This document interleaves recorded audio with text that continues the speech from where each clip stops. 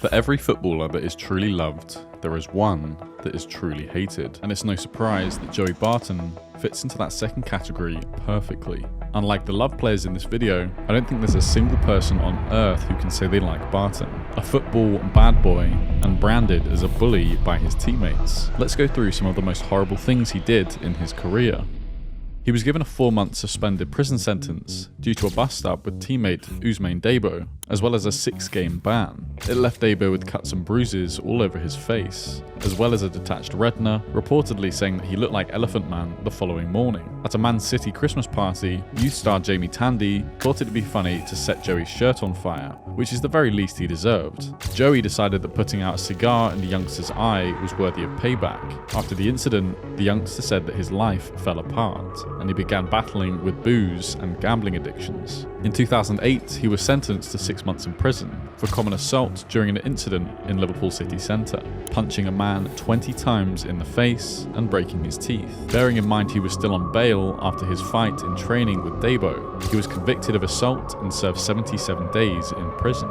And finally, his comments on a disgusting act by his brother were the icing on the cake. His brother was jailed for life after the murder of an 18-year-old. Barton reduced the brutal and racist attack to no more than a scrap.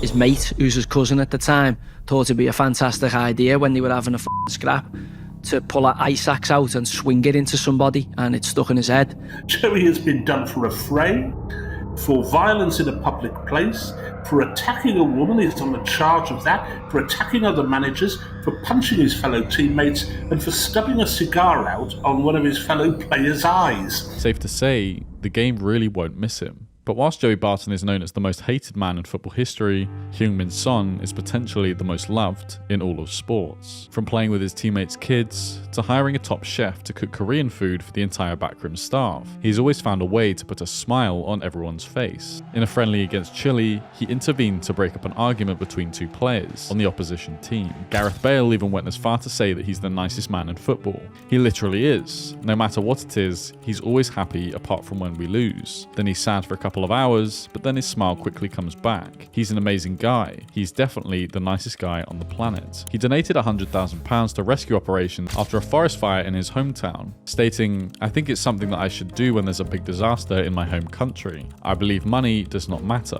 The most important thing is a mind to do something for the victims." And don't forget the time that he created an umbrella with his hands to stop a poor mascot from getting wet, and also making kids' day by waving back to them in the stands.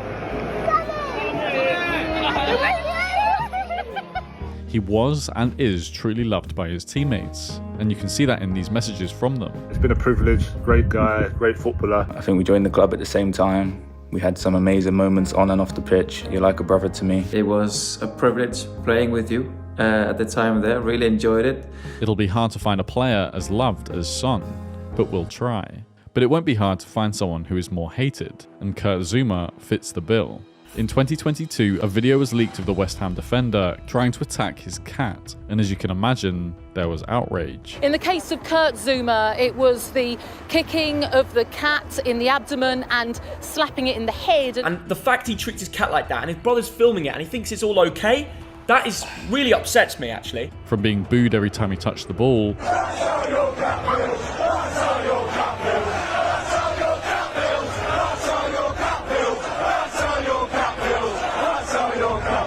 there seemed to be a never-ending trail of hate wherever he went.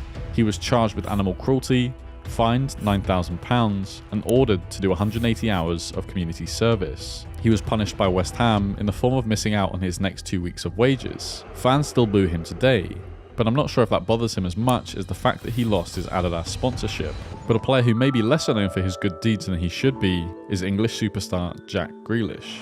Jack is obviously known for his talent, his personality, and most recently almost falling off a parade bus. But he really is no stranger to giving back. He has made multiple large donations to various charities, including a £5,000 donation to help a 20-year-old student, Dylan Lamb, who was suffering with leukemia. He also made an £150,000 donation to a local hospital during the COVID-19 pandemic, as well as giving them a signed match-worn shirt that helped the NHS raise a further £55,000. But it's not his financial contributions that have had the most impact. He had also met a young football fan named Finley, who suffered from cerebral palsy. His condition likely hit home with Jack, considering his younger sister also suffers from the same condition. After meeting, he promised Finlay to do a celebration of his choosing if he scored a goal at the 2022 World Cup, and score he did. And Grealish is there!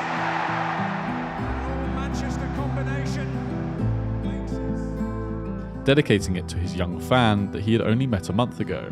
He said, "That's what it's all about. For me it's just doing a celebration, but to him it will mean the world, especially me doing it at the World Cup. So Finlay, that one's for you." He also sent a signed shirt and a letter written in BRoll to a visually impaired fan who idolised him. The list goes on for his good deeds, and situations where a lot of players may not have given the time of day, but he always takes the time to create a real bond and relationship with those less fortunate than himself, which is of course a massive contrast to this next player. From parking in a handicapped spot to get some pizza, to sleeping with his teammate's girlfriend, John Terry is no stranger to being hated. He has done a series of stupid things, but claiming that he couldn't make it to a nightclub toilet due to an injury to his toe and peeing in a glass is definitely up there. And this wouldn't be the first time that he struggled to keep it in his pants, reportedly cheating on his wife on 8 different occasions, most famously with his teammate's girlfriend. Remember when I said they slept together? Well, he also got her pregnant. Wayne Bridge and Terry were meant to be good friends, neighbours, and would even go on holiday together. When the story came out, he was stripped of his England captaincy, almost got divorced, and threatened many of his sponsorship deals. And it's safe to say, he's not the best of friends with Wayne anymore. Terry spent his best years at Chelsea, which is exactly the same place as our next love footballer who won over the hearts of many. Described as someone impossible not to love, N'Golo Kante is the only reason a lot of people wished anything good would happen to Chelsea in recent years. He was born to Malian immigrants in Paris and showed his incredible work ethic and morality from a young age, where he used to collect litter from the streets and even look for valuable waste that his struggling parents could sell just to live. His work ethic also shone on the pitch, being renowned for his work rate and appearing to never stop running. And that's perhaps down to the fact that the French millionaire didn't even think he needed a car when he joined the Premier League winning side, Leicester. He eventually treated himself to a second-hand Mini Cooper, but before that, he wanted to run back and forth from training every day. And even after moving to Chelsea, he still kept that same Mini Cooper when other teammates spent their paychecks on Lamborghinis, Ferraris and Rolls Royces. Even after getting into an accident with a lorry on his way to a game against Arsenal in said Mini Cooper, he would still make it to the match and play the full 90 minutes. He always kept himself to himself, a man of very few words, and definitely appears to be a shy character compared to the brash and extroverted characters in football today. After winning 2 Premier Leagues in 2 seasons with 2 different clubs, and going on to win the World Cup in 2018, N'Golo was too shy to hold the trophy, leaving Nzonzi telling his teammates to give the Frenchman the chance to hold it.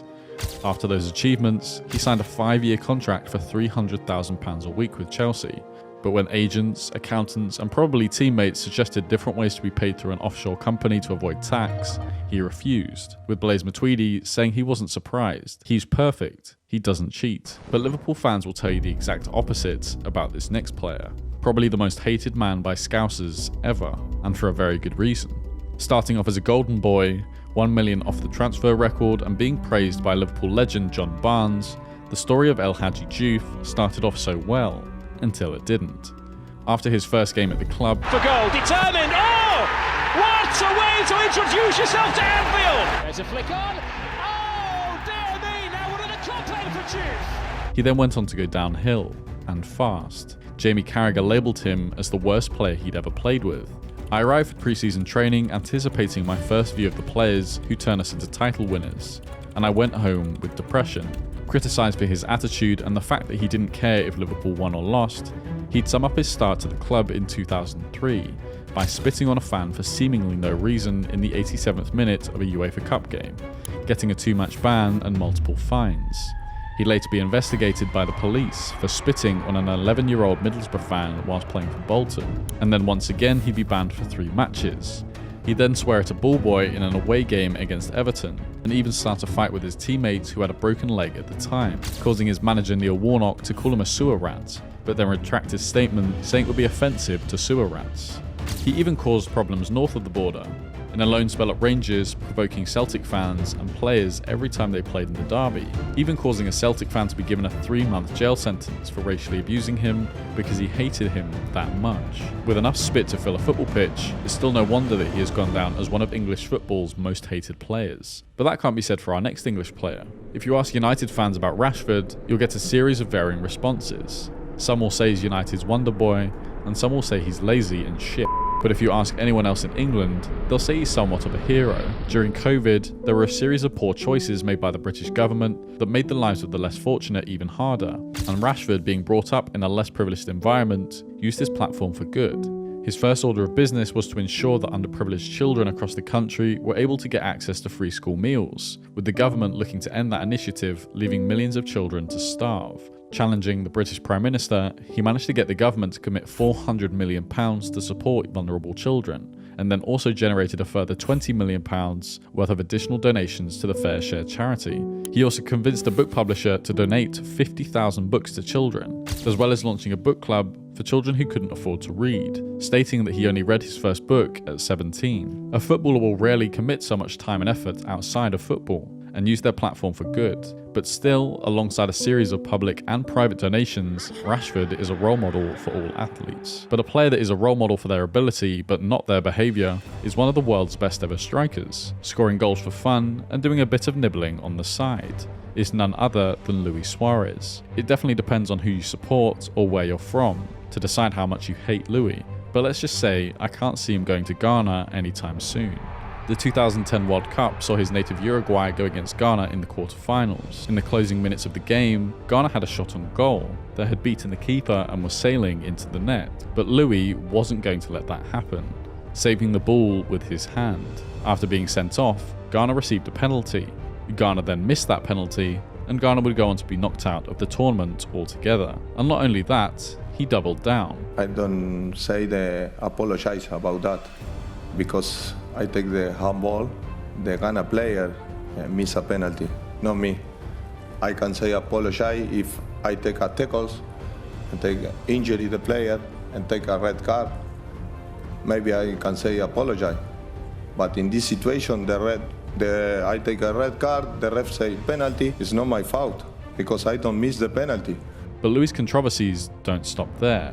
They also include biting the opposition on 3 separate occasions. He does have some pretty big gnashes, but surely after the first time you'd learn. But no. The first time was whilst he was playing at Ajax, biting the opposition player on the shoulder. Daar. Ja, hij bijt Bakal gewoon. And receiving a 7-match ban. The second, and probably the best known time, was against Chelsea, having a taste of Ivanovic's arm. Towards him, Suarez, I thought, what's he doing? Because he's sunk his teeth in there, has he? And finally, in the 2014 World Cup, he decided to see what Italian would taste like, having a chew on Chiellini's arm too. Here he is again, running to the box, there's the first challenge. Oh dear. Oh, surely not again. But this next part was the final nail in the coffin, a match between Liverpool and Manchester United. Suarez and Patrice Evra got into an argument, exchanging words, which led Evra to go to the referee, claiming Suarez had racially abused him. The case was referred to the FA, and Louis was handed an 8-match ban and a £40,000 fine. Regardless of who you believed, it left a sour taste in the mouths of many in England and definitely across the world. But the final love footballer on our list also played for Liverpool, but his story is very different. Born in Senegal, Sadio Mane wished for a career in football, but his father wouldn't let him play the sport as a child. However, when Sadio was only 7, his father tragically died. At the age of 15, he ran away from his home village with the help of a friend and went to Dakar to pursue his ambition of becoming a footballer. And the rest is history, becoming at one point one of the world's most feared attackers for Liverpool. It's safe to say that he achieved his dreams, but not once did he forget where he came from. I am even emotional when I'm talking about my village because for me, it's everything. On the pitch, he led Senegal to glory. Off the pitch, he was a saint. He donated over £500,000 to build a hospital in his own village, as well as a further £50,000 to the Senegalese government to help the country cope with the COVID outbreak. He also donated £250,000 to have a new secondary school built in his home village, helping children from where he came from have better opportunities for success than he did. And he also donated laptops to every student at that same school. He gives each family in the village of 2,000 people €70 euros monthly. Much like Rashford, he never forgot his roots. After a troubling and tough upbringing, he has tried to make it as possible for kids like he once was to escape poverty and build a better life for themselves.